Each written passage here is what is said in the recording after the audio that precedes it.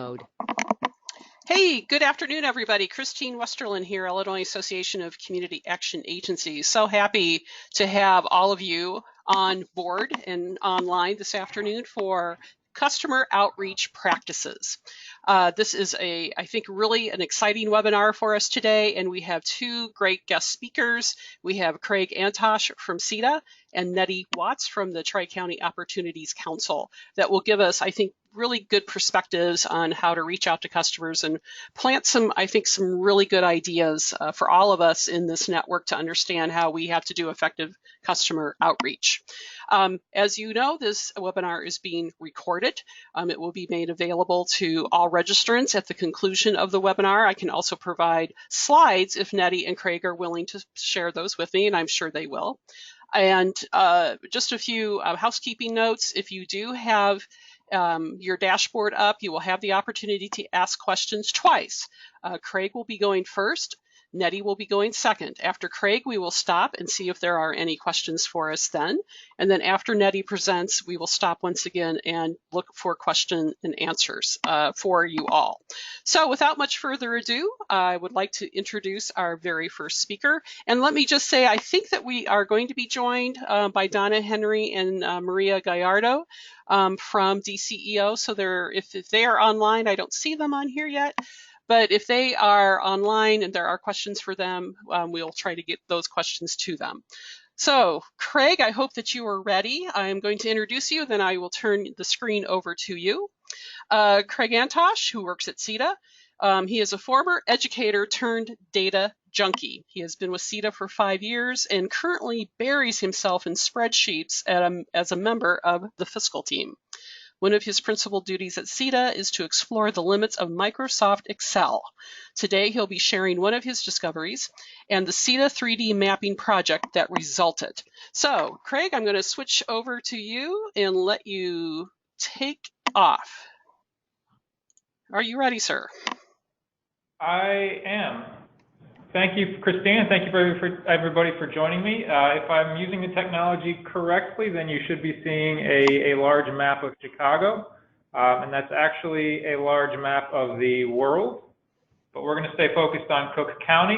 And today what I'm going to show you is the CETA 3D mapping project that we've developed here at CETA in order to track and inform ourselves about the movement of poverty in our region and our abilities to reach those folks. So this is a project we've developed this year in order to make sure that our outreach is targeted to the spots that need it most. And this is a technology that I'm going to first demonstrate what we came up with, and then I'll take a few steps backwards and show you how we got there so that hopefully you can do something similar on your own. Now the map you see is centered on Cook County, and the technology allows us to zoom in and out, zoom up and down. And what you're looking at is the Power Map add-in for Excel. It's kind of a combination of Bing Maps and Excel. And what it allows us to do is to take a map of our area, and we can add very specific geographic features like our intake sites, so we can see how well they're scattered across the region. But more importantly, we can begin to import data into this map, and we can start laying down some information that helps us really explore poverty in our area. So we can add floor maps. This particular map uses the purple shading to show us which regions, which zip codes, excuse me, are contain the most eligible qualifiers for our biggest program, the DVP program. And so we're using 150% of the poverty level as the cutoff here. So that'll be my reference when I say poverty. But this helps us see which regions contain the most eligible customers for us, and we can hover over a region to get the details. And the information here is based on the 2016 Cook County Census data. So we can use these floor maps to really give a visual feel to the distribution of poverty throughout our county. We can also do floor maps that show the percentage of folks who qualify in each zip code. And so this would be measuring density rather than just quantity, but I'm going to stick with the quantity map most of the time. And then the real fun begins when we start to use that census data and track poverty over years. And so we can, in each zip code, these bars will represent the number of people who qualified for our services in each zip code in 2000, 2010, 2012, 2014, and 2016. So we can really see zip code by zip code what the trends in poverty have been in those zip codes. And we can even begin to zoom out and look on a bigger scale and really try to get a sense of where poverty is moving in our county. This map was kind of born when we began to wonder about the movement of poverty. We tend to rely in informing our data on last year's numbers, but last year's numbers don't really account for the migration of poverty throughout the country. So we wanted to dig a little bit deeper and start to look at the actual numbers census to census, so we could figure out where people who qualify for our services were locating and relocating. And this information, just as with the others, if you hover over a data point, you can get the specifics on each of those points. And this is all information that you can get in a spreadsheet, but I find that at CETA, I'm one of the very few people who actually enjoys looking at spreadsheets.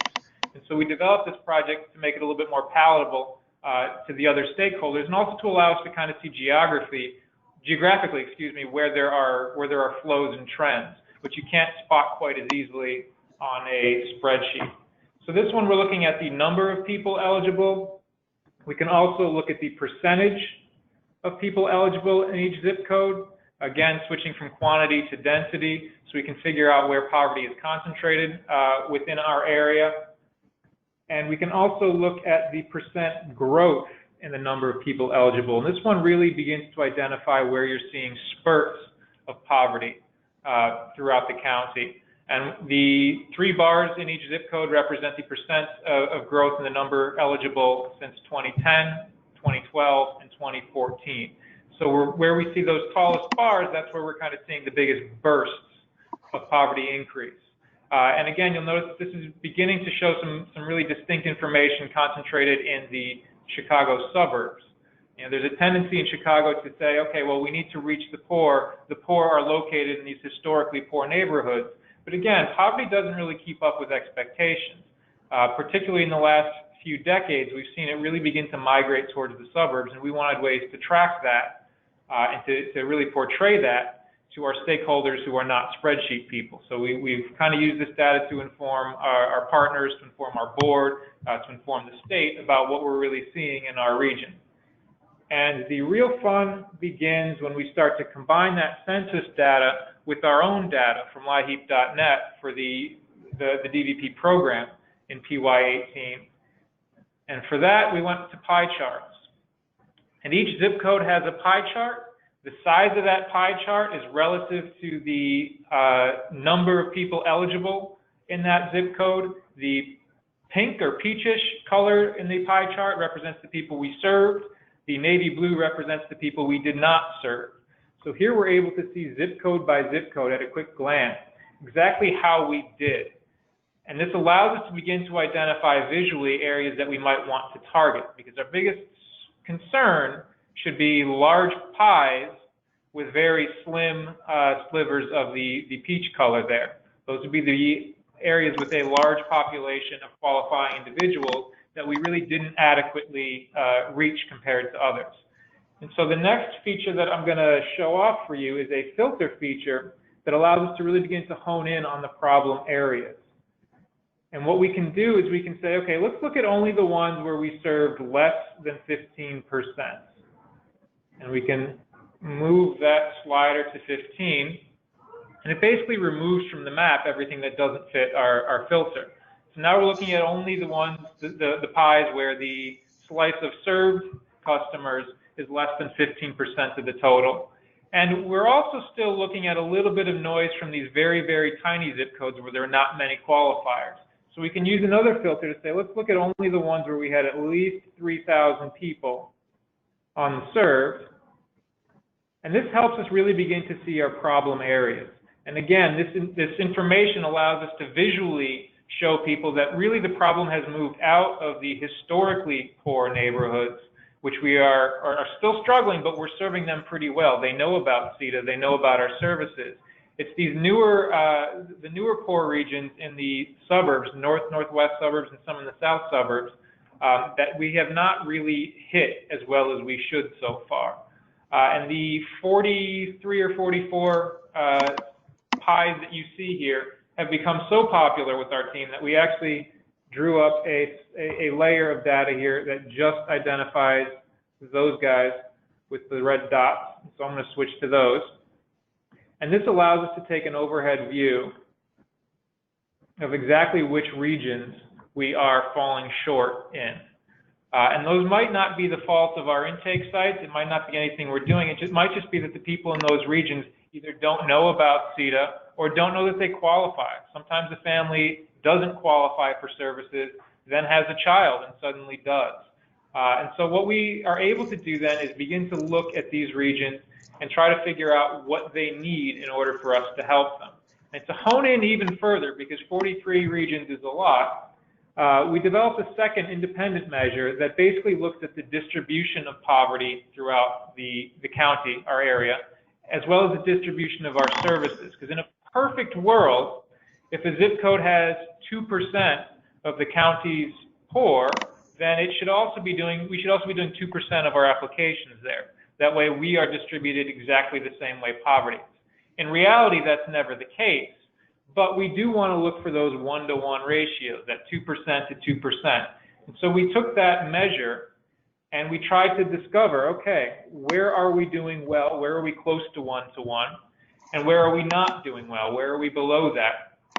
So the next layer I'm going to put on there is where we were less than half of what we should be doing. So if it had 2% of the county's qualifiers, we were doing 1% or less of our applications there. And that led us to this layer. This is 15 zip codes where, again, we're doing less than half of what we should be based on the distribution of poverty throughout the county. And again, this is filtered for regions that had at least 3,000 people unserved. And you'll notice that these 15 do overlap with our 15 of the 43 or 44 from the other measure. And so these two different forms of analysis have really informed our discussion about outreach going into the new LIHEAP DVP year. Because we want to look at these counties and we can, again, lay it over those floor maps. And we can see maybe in some of these less purple areas, those areas have fewer qualifiers but are still underserved. So maybe those are areas where we want to focus on marketing or getting our name known. Or perhaps the areas where we have more purple, those might be areas where we want to look at major events or perhaps putting another intake site in that location. So we can kind of use this information to tell us both where we should be, but also how best to approach outreach in those regions. You know, some areas just don't know about us, so we can do, we can look at calls, we can look at getting our signage up more. Other areas in the heavy purple area regions, those zip codes might need a bit more attention, might need something more wide scale, because those are regions where we have large populations of poor that are still showing up by our measures as unserved or underserved. So we've used this both in marketing, outreach, planning for where we need to have our intake site, and informing ourselves, our board, and the other stakeholders about how best to approach reaching out to the right spots. Because we've kind of used this to prove to ourselves that sometimes just reaching out to the poorest areas is not really the best way to focus our outreach. We need to get to those areas that are newly populated with folks who qualify for our services. And so that's really been the purpose of the 3D mapping project from CETA. If I can take a step backward quickly to show you how we got here, I kind of ran through that quickly. I don't want you to be overwhelmed by what's happening. So let's see how it was all put together, because it's really not that tricky. We started with the census data, which I got from the U.S. Census Bureau. The link is at the top of your screen now, factfinder.census.gov. And they offer both guided searches and advanced searches. The census website is incredibly detailed, filled with all sorts of data. So I strongly recommend starting with a guided search just so you can get a feel for what they offer and perhaps how to hone your search by geography and then again by what exactly you're looking for. But once you kind of get comfortable with it, you can begin to use the advanced search to really pick out the information that you're looking to find. And then what we did was we pulled our data from the census website by census tract, because that was the most accurate way to get the recorded data. And then HUD offers a conversion file that you can download that will help you convert census tracts into zip codes. Because for us at CETA, zip codes are really what we wanted to use to put our data onto the map, because the 3D mapping does not use census tracts. So we needed to convert those to zip codes.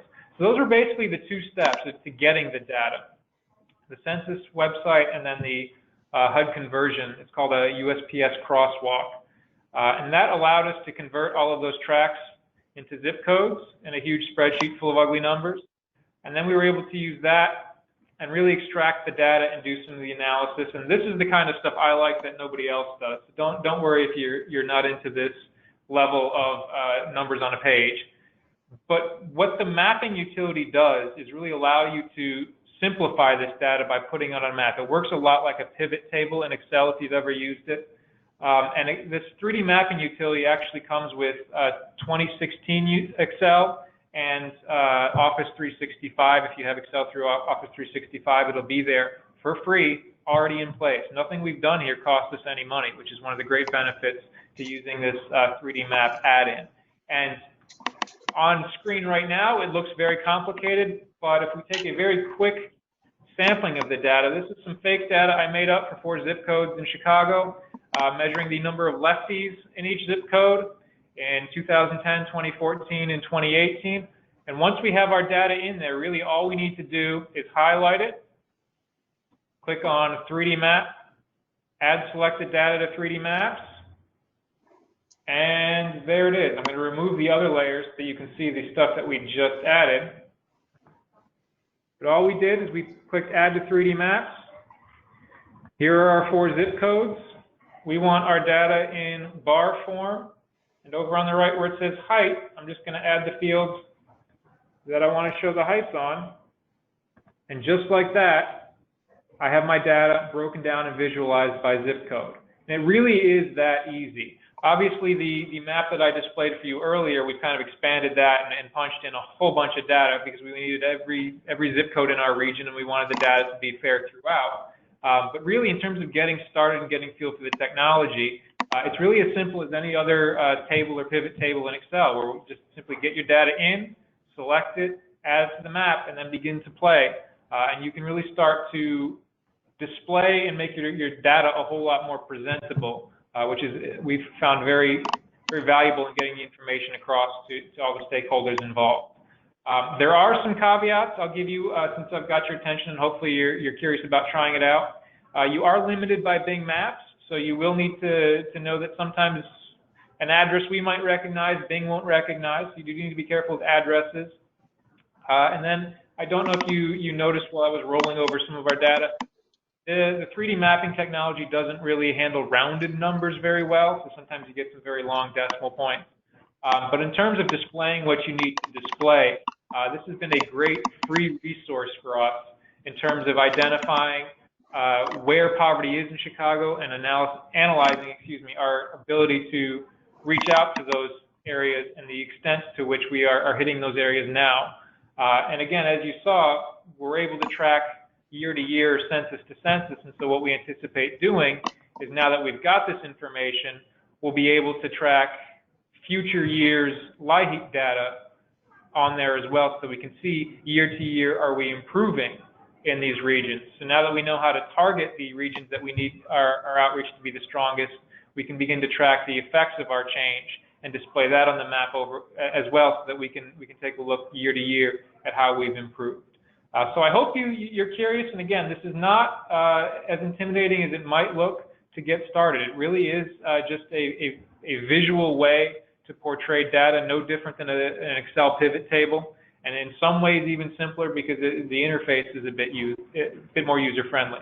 So please give it a try. I don't have slides to send you, but I can send to Christine a bit of a walkthrough that I drew up for this map specifically, so that you have something ready-made that you can experiment with, and that will hopefully get you started and on your way. So thank you for listening. I'm going to throw it back to Christine now so she can lead the Q&A session. But please, I strongly encourage you, if you have a recent version of Excel, dive in, start playing with the 3D maps. It's much more palatable to most folks than spreadsheet data. Thank you. All right. Thank you, Craig. That was that. I'm just dazzled by what you were able to share with us. Now, I guess I have a question. I don't see any questions coming in at this moment.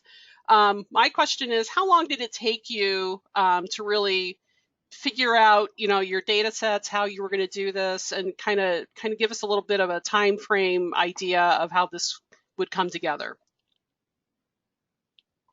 It started very simply. We didn't really start with all of the whole zip, the tract data. We started by taking just some old census data so that I could use that to get comfortable with the map. And then once that was in place, we really began to get a feel for what the capabilities were here. We began to look into getting the data more finely tuned. And then every time I presented this data to a new group of people or a new person, new ideas were formed about what could be added. So what you're seeing is the accumulation of many meetings with folks around CETA who had suggestions and added new layers. And so it did take quite some time to end up where we are. But really in getting started, it just, set aside a couple hours to play with it, take some data that you already are familiar with. And it's really not too hard to dive into the basics and start getting a feel for it. A handful of hours and you can really be comfortable with the feature, which should kind of get you started on figuring out the best way that your organization can use it. Okay. So I did have a question. Thank you for that answer, Craig. I have a question that has come in. Could you please show how other programs, meaning CSBG and weatherization, be integrated into the map? Sure. The census data I took was specifically for the 150% poverty line. We also have layers there's actually a bigger version of this with more layers, where we added the same information for the 200% of the poverty line, 125%, so that we can really track poverty at the different levels required by the different programs. At this point, I work in our energy department, so that's the data I have the most access to. So we still are working on integrating those other poverty level columns, basically, with the data from the other programs. So currently, this is mostly energy focused, since that's where we have the most data, and that's where I have the most ready access to data. But you can really chart whatever you can put into geographic form. So really, any information you can get to the census can be added to the map. So definitely there are capabilities there for adding different census data at different payment levels or poverty levels. And then obviously the program data, whatever information you have that can be separated by zip code or any other geographic information can be thrown on there as well. Great. Thank you. And I think what this signals to me, Craig, is that we're going to have you back for a future webinar to kind of show us all the layering of those programs. I think that's something that a lot of our folks would be interested in learning from you. Okay. Sure. Why not? This has been my first one, so I should be more experienced at the next one, so I look forward to it. Wonderful. I don't see any other questions coming in right now. As we move forward with this webinar, again, we'll bring up Nettie here in just a couple of seconds. But if you have questions at the end of Nettie's presentation, feel free to bring those forward. I know that Craig's going to stick around with us. So Craig, be on standby as we tune into Nettie. Next up, Nettie Watts from Tri-County Opportunities Council. Let me tell you a little bit about Nettie. Nettie has been with Tri-County Opportunities Council for almost 21 years. She shared a fun fact with us, and I am going to share it because it made me chuckle, and I hope it will make you chuckle. Nettie was born the same year as the president and CEO, that is Terry Lawrence, the same year that the president started working for Tri-County. She started out as an assistant office manager for Head Start, for 15 years and then moved over to CSBG as the planning coordinator for 3 years and has now been the community services director for the last 3 years. During her time at Tri-County, she still works with many employees who have helped her celebrate milestones in her life, including a first apartment, her 21st birthday, having a baby, getting married, having another baby, and receiving a bachelor's degree. Those are all notable achievements. She goes on to say, I never thought that I would still be here after my very first interview 21 years ago, but here I am helping people help themselves. With that beautiful idea in our brains, Nettie, I'm going to turn everything over to you and let you go. Wonderful. Thank you, Craig and Christine, and good afternoon. Let me get this going. Okay, so I'm going to talk about Tri-County Opportunities Council's agency-wide outreach program. So a little bit about Tri-County. We're also called TCOC. We cover the 9 counties of Bureau, Carroll, LaSalle, Lee, Marshall, Ogle, Putnam, Stark, and Whiteside. We have a total population of 322,306. We cover 5,452 square miles. So you need a visual for that. TCOC covers almost 800 football fields. That's a lot of running. So what is outreach? The Cambridge Dictionary defines outreach as an effort to bring services or information to people where they live or spend time. And how TCOC approaches our outreach is we base everything off of our newly designed mission statement, which reads, the Tri-County Opportunities Council will investigate the impact of poverty throughout our 9-county service area and will work in partnership with individuals, families, and communities to provide opportunities that support movement towards stability and self-sufficiency. So everybody's ultimate question is, how do you outreach to 9 counties successfully? Well, we couldn't be where we're at without our staff, our board members, and our policy council representatives. Currently, we employ approximately 245 staff. We have programs, those staff are in the programs of CSBG, Early Head Start, LIHEAP, Weatherization, Fiscal, and then our administration staff. We have 39 board members that meet once a month, and we also have 26 policy council representatives to the Early Head Start. And that's a picture of our current Early Head Start Policy Council delegates and officers. One of our biggest outreach approaches is location. Since we're so spread out throughout the whole 9 counties, our office space becomes a huge benefit for our outreach. Each county has 1 to 3 offices, and we're located in usually our larger towns or cities.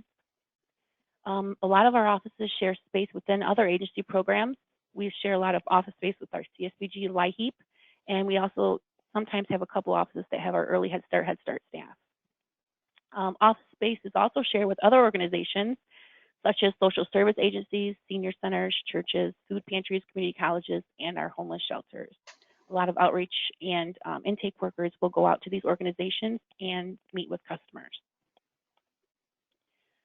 Another outreach approach is our referral system. Customers' phone calls come to our main office here in the Rock Falls, and then once they call, they are referred to a specific office for additional assistance.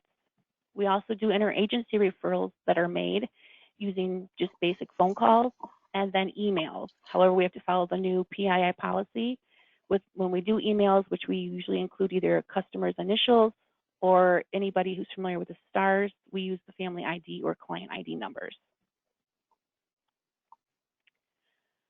Another agency outreach approach, all of our agency programs, we do intakes, needs assessments. We also have the required documentation completed by outreach and intake staff.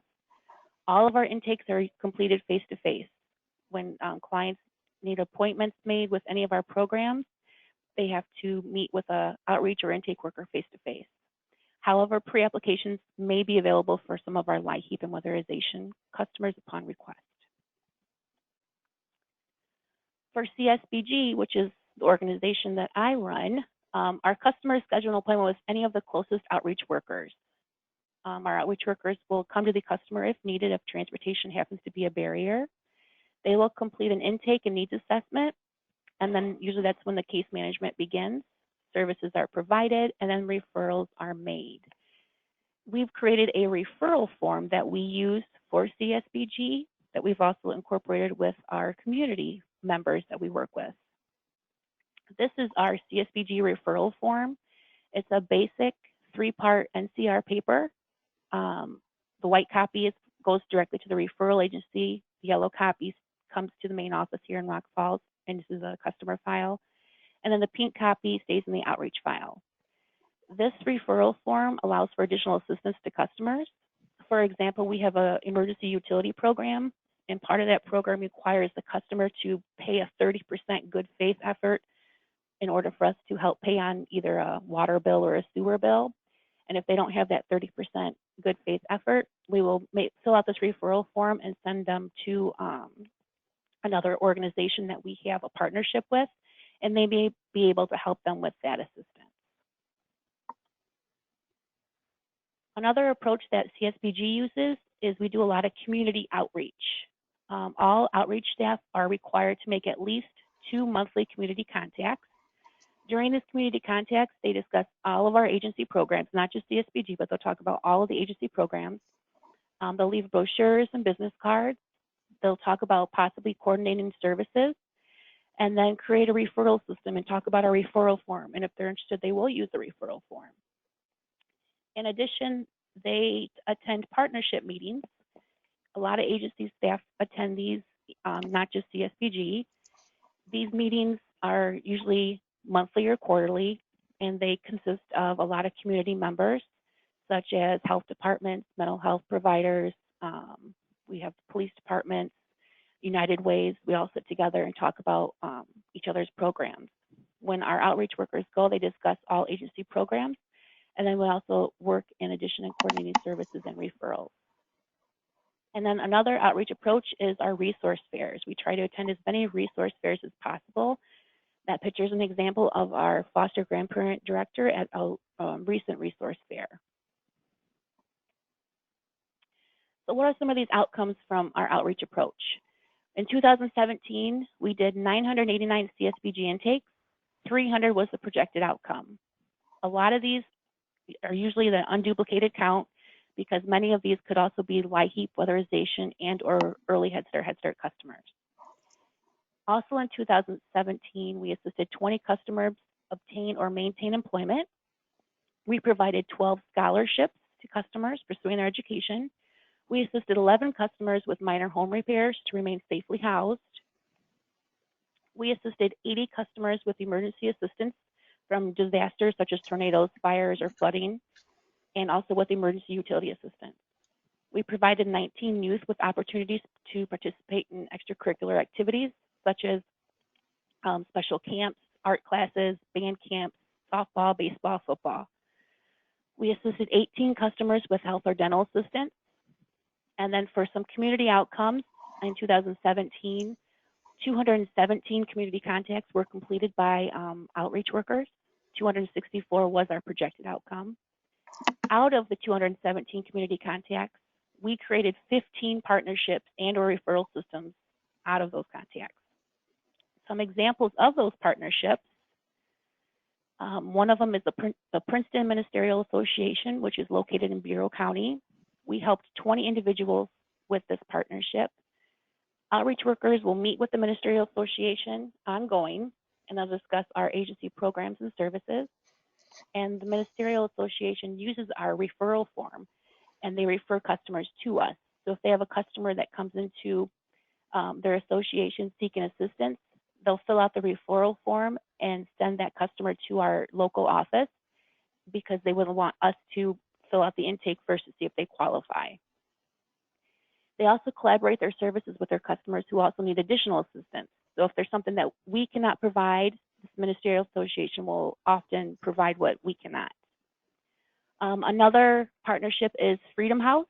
The Freedom House covers the counties of Bureau, Marshall, Putnam, and Stark. So far we've helped, well, this was in 2017, we've helped 15 individuals. The Freedom House refers a lot of domestic violence victims to the agency. Between Freedom House and TCOC staff, we provide a really good bundled services approach. And one of the newest things is outreach workers utilize Freedom House's space, and they will see our customers and some of the Freedom House customers and do a All My Money curriculum, which is a really great curriculum about budgeting money and how do you spend your money. Another outcome is, or another partnership, I'm sorry, is the Illinois Valley Community College, which is located in LaSalle County. They provide free office space in their adult education program to one of my outreach staff once a week to support students. And all of the IVCC staff have also been trained on TCOC services and programs, and they also utilize our referral form.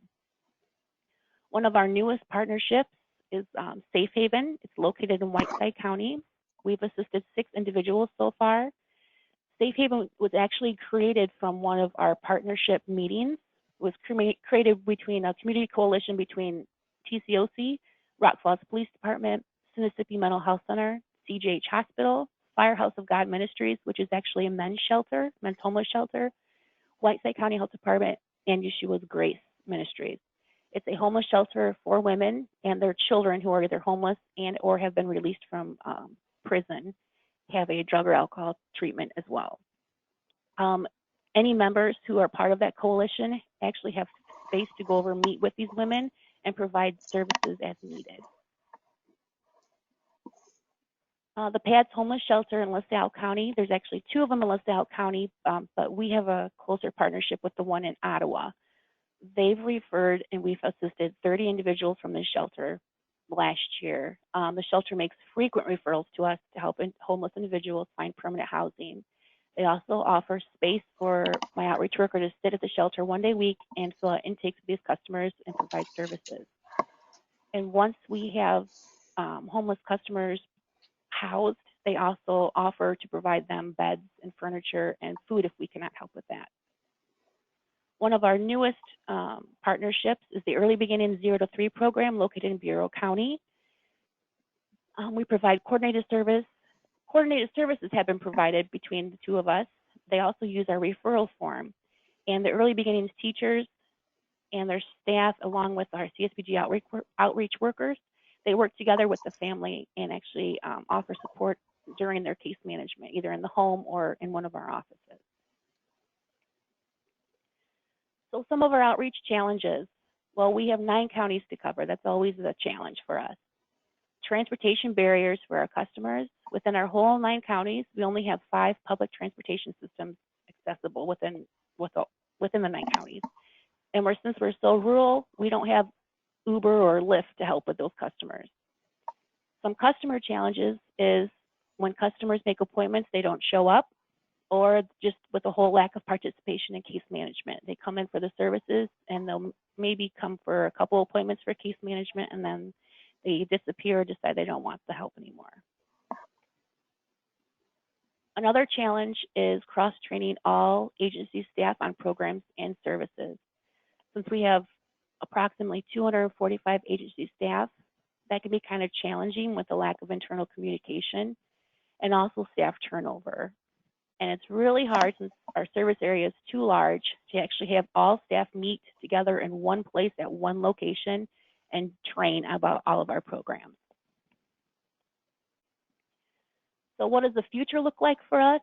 Well, hopefully we're just going to keep doing what we're doing. I think we do a pretty good job at it, so why break a good thing while you got it going? Create a stronger cross-training system for current and new staff. Train program staff on our referral form to utilize internally more. I'm talking about all programs, Head Start, LIHEAP, Weatherization, everybody. And then continue to outreach in our communities. We'd like to build a bigger referral system with organizations within the communities.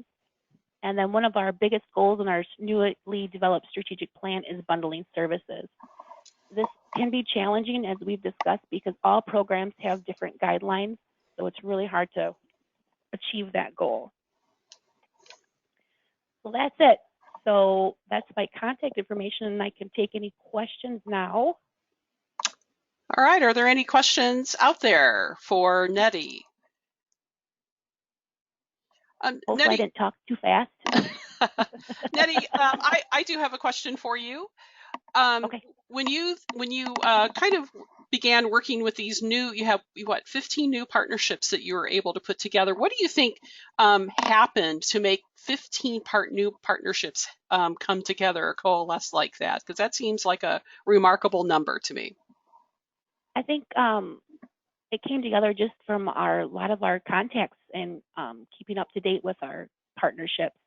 They, whether they meet with a community contact once a month or twice a month, whenever we have a new program or we think we could create a stronger referral system, staff reach out to them frequently. And every year we go over our contact list and see what kind of stronger relationships we can build or stronger referral systems that we can build. Does that answer your question? Okay. Yes, it does. And then I guess Okay, my follow-up question to that is that so many of these organizations have a willingness to use the TCOC referral form. Is that something that they obviously value? And I guess I kind of like the idea of the continuity of the use of that form. Can you just say a little bit more about the willingness to use that form? Yeah, actually, we were actually really surprised at a lot of people that were actually willing to use it and actually use it for their own purposes. Of course, they had to ask permission to do that and change our logo at the top. But yeah, they've been really receptacle of using it. They really enjoy it because it helps kind of stop that duplicated services for some of our customers. Okay, that's great. That's great. Thank you. All right. You're welcome. I don't see any questions coming forward. So Nettie, if you would change it back to me, I would appreciate it. Thank you. Thank you very much.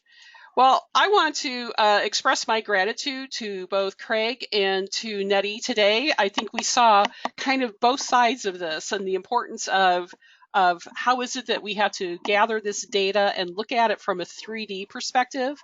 I love the idea that it becomes very visual, which I think really helps with our learning and gaining about learning about our customers and where the areas that we really need to go into.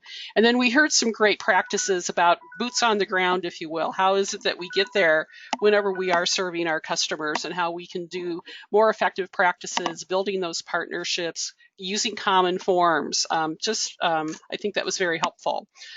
So again, my appreciation to Craig and to Nettie and to Maria and to Donna from DCEO for helping coordinate this webinar. The good news is that we have another webinar coming up in October. John Edwards, as some of you may know him as our interim executive director. I've asked him to speak on emerging issues in community action. He and I have narrowed it down to 2 topics, so it will be a bit of a surprise to you, but I think it will be topics that all of you, especially online, and those of you in this entire Illinois community action community, I think will be very engaged with. So until then, thank you all for participating today. Again, I will end this webinar for everybody, and just to say that, again, our thanks to our presenters today, and a recording of this webinar will be made available. And Nettie, if you'll shoot me your slides, I will include those as well. So thank you so much and take care, everybody. Bye-bye.